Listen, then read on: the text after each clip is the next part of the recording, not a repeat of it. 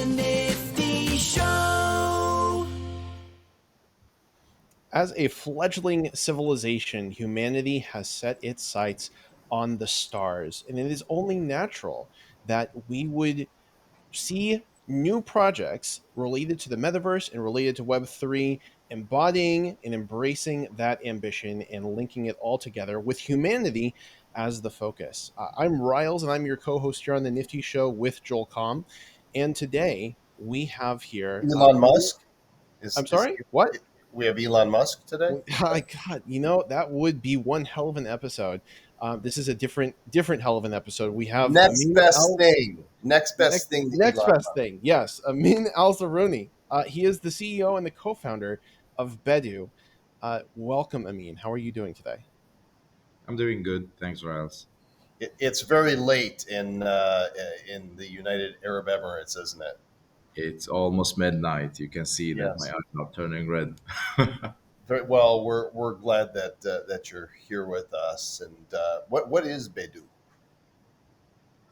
Bedu is a Dubai-based company, focuses on Web3, focuses a lot on everything around Web3 through its two main verticals. One of the main verticals is actually what we're going to be talking about today, which is the metaverse.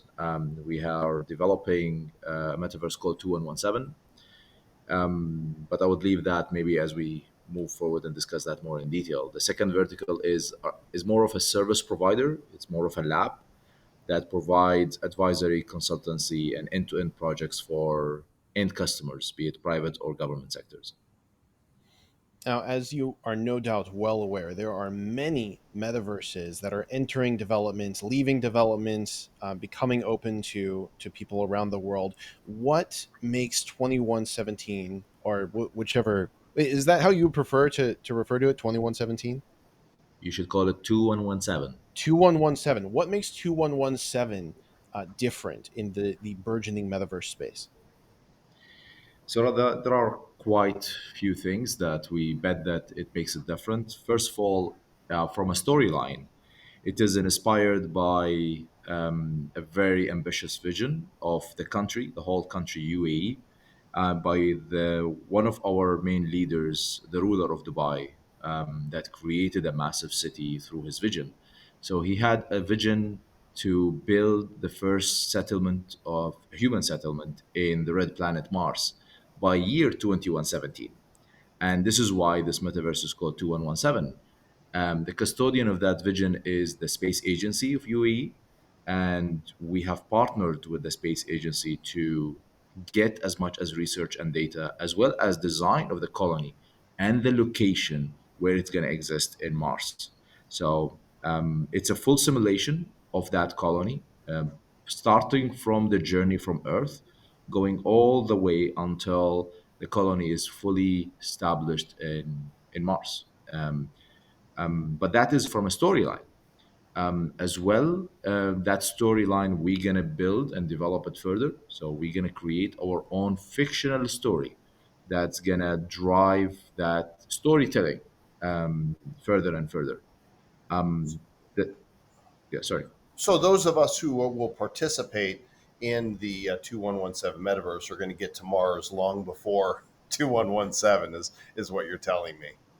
Yeah, what we are doing is that we are achieving that dream or that vision that will exist almost 95 years from now in the metaverse at the moment. So you're going to be able to experience it immediately after we make it public.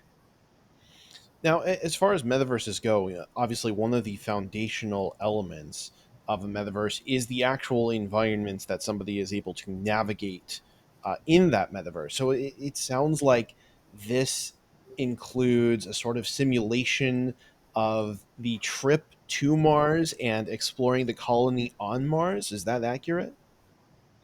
Yeah, there is. So let's take it step by step. So there are people who are going to go through this journey, and this journey is going to be taken through the spaceships that's going to be launched from Earth, going all the way to Mars. So people, the moment they join us, they will be living in their home, which is the space pod that exists within the spaceship. They will be able to navigate in that space pod, experiencing the different functionalities, utilities that are being provided in it.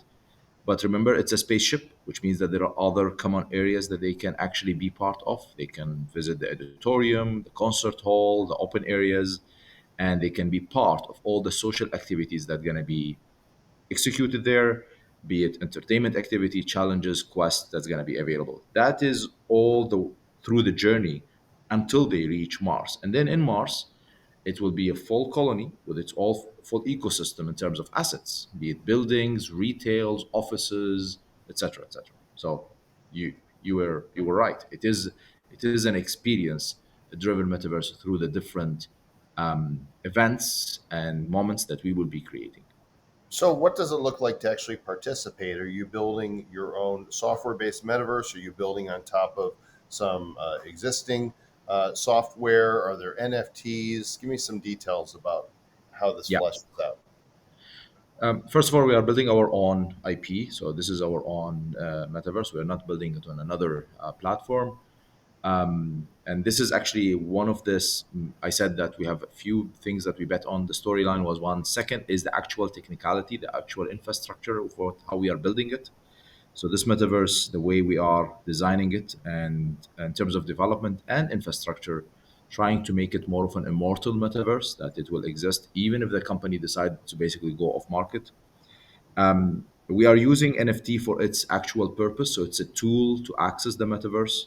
By end of October, the citizenship will be available for sale. People will be able to buy and get access by actually obtaining their citizenship, and through their NFT, which is the citizenship NFT, they will be granted the space pod, which is their home, and then they will be able to experience this entire journey with us. Is that in the form of a membership card or a profile picture? They're one of ones. What is the NFT going to be?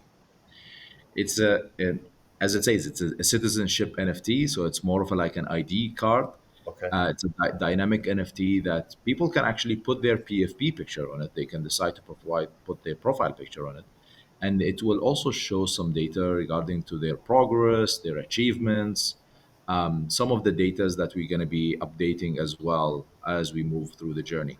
We actually published the design of the NFT. It's available on our uh, Twitter account and our Discord. We have actually published already the design. Oh, great. I'm going to pull up the Twitter account right here, hit a follow on you right there. And if Great. we go to your media, then I'm sure that we'll be able to see some of the team there. Ooh, That's actually, yeah. That's a view of one functionality and utility within the spaceport. oh, we're in the pod. Yeah, Look at that. that's a fully built-in YouTube app. It's not just an embedded link, so people will be able to look for the video they're interested in. They can search and go from there. So while we are going to Mars, we can watch cat videos and that, because that's what the internet's for. Is that right? If you scroll further down, Yeah, I see all kinds of interesting things here. There's a lot more information on your Twitter than on the website, and so I encourage you guys. By the way, the website is 2117.io, and then you can find the links to the Twitter with all the various pictures that I'm looking at right here. so we had a full launch event. If you go scroll one more down, you're gonna see the NFT. Yeah, there you go. Is this it right here? Yeah. Ah, there's So your now pet. we are just putting the logo as just, you can people will be able to put the PFP there, Right. their profile pictures. Now, there were a few words that stood out to me over the course of the last couple minutes that suggest a direction for us to head down and explore together. You said that there was progress and achievements that would be stored with individual people. And on the website, it says that this journey is gamified. So, can you talk about the actions that citizens can take to participate in that gamification and progress through this experience? Yeah, for sure.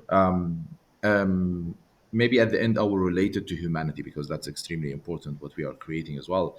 But as part of the journey, we are going to be introducing what we call the houses. which are four houses that's going to be introduced, and people will be able to decide which house they're going to be part of. There is the house that has to do, for example, with science. There's a house that has to do with hope. There is a house that has to do with nature. And each house will have a set of challenges, quests to basically fulfill. Some of these challenges are only related to the metaverse and the storyline of how the colony will be built on Mars, and others will be a mix between real life and metaverse related. So the ideas and the way they're going to overcome these ideas could be business ideas that they can actually implement in real life, and they also can decide to basically use it in the metaverse. That's how from house's perspective it's going to be gamified, as well as the different kind of challenges in terms of fictional story that's going to be created in the storyline. For example, one of the ideas that we will not do, but that is one idea that we eliminated in terms of how do we gamify it. The moment we land on Mars, the actual dome could be cracked, and then the level of oxygen going to go down, and people will need to find ways of how they're going to survive within Mars. And this is where the science and the technology team from the houses will come in, and then they will start figuring out, based on the tools that are available, what they will need to basically do to make sure that humanity survive in Mars. So there's not necessarily a single path narrative for this, right? Because the houses are going to be problem solving and writing the history as they go, and that will become canon of the metaverse. Is that correct? Interesting. Yeah, that's a way for sure of looking at it. But at the same time, the houses will not just be solving the challenges that we will be providing. The houses will also, which is basically consist of community members. The houses will be involved in the build-up, so they will actually be co-building and co-innovating with us. So we are talking about uh, we also did a big event, and we launched the whole roadmap for 1 full year. So these houses will contribute to the roadmap as well beyond what we already have published. It sounds as though the substance of 2117 is to be largely crowdsourced and driven by the collectives of the respective houses. Sorry, can you repeat that? It, So I it, can. it sounds like the substance of the metaverse is to be largely crowdsourced via the collectives of the respective houses. No, not really. Again, the houses will the people who are going to be part of houses. Maybe I take a step back. Yeah, there are two type of people that will be able to join the metaverse. There are the citizens who will be obtaining the citizenship as an NFT, and there are the visitors who will come to the metaverse, and they will not be able to gain the benefits of the citizens. They will just be able to explore what is available. But for them to be able to join any quest or any challenge, or for them to be able to live within the metaverse that we are creating, they will have to obtain the citizenship. And the way they will be able to obtain the citizenship at a later stage will have to be voted by the actual citizens that joined us. There is an important message that citizenship, when it's going to be offered at the end of the month, that's the only time the citizenship will be offered. It's going to be an open edition where it's not limited. So people will be able to obtain their citizenship, and that's it. We're going to stop. We will not offer it again. How much will that cost then to be a citizen? We are opening it for two cycle. In the private sale, it's going to be at 0.2117 ETH. Of Yeah, course it is. straightforward. And then in public, it's going to be for 0.25 ETH. Nice. So, will there be aliens? I mean, I want to know. Am I going to be up against some little green men, or are we safe But in the that metaverse? uh, you are trying to burn part of our storyline. Um, no, I'll tell you there could be other than aliens. Ah, okay. Because there Um, could be. We don't know. I mean, yeah, we've poked around a little bit, but who and knows? And remember, it's a fictional story. So I was actually in a chat with a project that they were aiming to collaborate with us. It's a PFP project for a specific kind of character, and what we were discussing is that that kind of character existed in Mars before human reached. So uh, there could be the possibilities are endless of what can be created in this storyline. Well, I won't be the first one to ask that question, I guarantee, because that's growing up in the Western world. That's all we've been told is through movies and TV is that there's little green men on Mars, and Yeah. so maybe they're not green, maybe they're purple, and maybe they're not men. Maybe turns out all of Mars is female. Who knows? I would like to basically also, just to close the loop, I mentioned the story and the infrastructure or the technicality. The second, or the one in the middle, which is what we also bet on, is the actual aesthetics, the look and feel of the metaverse. If you would look at the also Twitter feed, you will see our VP of creative design have this one, for example, and then if you go even further down, you will find the actual look and feel of the metaverse, that of the spaceport initially, of the level of details that we paid attention to in terms of the creation of the space that people will be living in. Mhm. We paid very close attention that whatever we are creating is something that people would love to live in. People would love to spend time in that space, would love to invite their friends to socialize in that space as well. So, Yeah, it's like come hang out with us on Mars. It's pretty yeah. here. I hope that you have a well populated arboretum that people can get around some greenery on, because otherwise they're going to have a hard time finding Earth like flora. Again, that's also one of the houses to basically figure it out. To basically see how they will provide these resources in Mars. Don't ruin the plot there, Riles.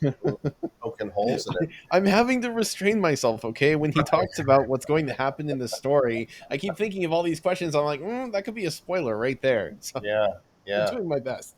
Well, the website 2117.io, and you'll see if you scroll to the bottom, links to the Twitter, Instagram, Discord. And if this is interesting to you as it is to us, then we encourage you to go check it out. And the light paper is also here on the site for you to scroll through and learn more about the details. I mean, it looks like a great project, and we're going to be keeping an eye on it. The sale will be coming up, and I'm sure in the Discord you'll be announcing how people can participate. Yeah. Do you mind if I basically touch on the humanity part very quickly? No, please do. Very important. So we wanted to bring a value in this metaverse, and we wanted also to link it to our roots as the Bedouins or as Bedu, and as well as to our roots to be a company that comes from the Middle East and comes from UAE. We named the company Bedu. It's an Arabic word of Bedouins, which are the nomads. And if we know something about the nomads, regardless where they existed, in which continent they were, not necessarily in the Middle East, there are some common traits that they had. And these traits were respect, honesty, exploration. They always loved to explore the land, looking for a place to live, shelter, and food. But also, they were spreading the values of humanity. They wanted to really spread the values of tolerance, the values of respecting each other. And we wanted to take these values with us in the metaverse, creating that space and that world where it is in the values of tolerance and equal opportunities are encouraged, where people don't be differentiated between race, culture, or religion. People can coexist together, and humans can come together in one space and decide to prosper again. So this is what we are trying to bring, not only in terms of a storyline, also in terms of content, events, the type of music that will be injected in the space has to always have that humanity feeling into it. So that is an important value that we are bringing into 2117. So you will not be using AI generated music very much in the soundtrack that is associated with this. I I don't see why not. We can still use it. It all depends on what you would feed it with. We would be using AI powered avatars. We will be using AI a lot, by the way. The concept of immortality, what we are trying to bring, is not only on the technical or infrastructure level of the metaverse. We are bringing AI powered avatars for even the avatars that we will be using in the metaverse. These avatars will keep learning of what we're going to be doing on the metaverse, the way I'm talking to you, the way I'm basically reacting to certain incidents, the way what do I like, what are my hobbies.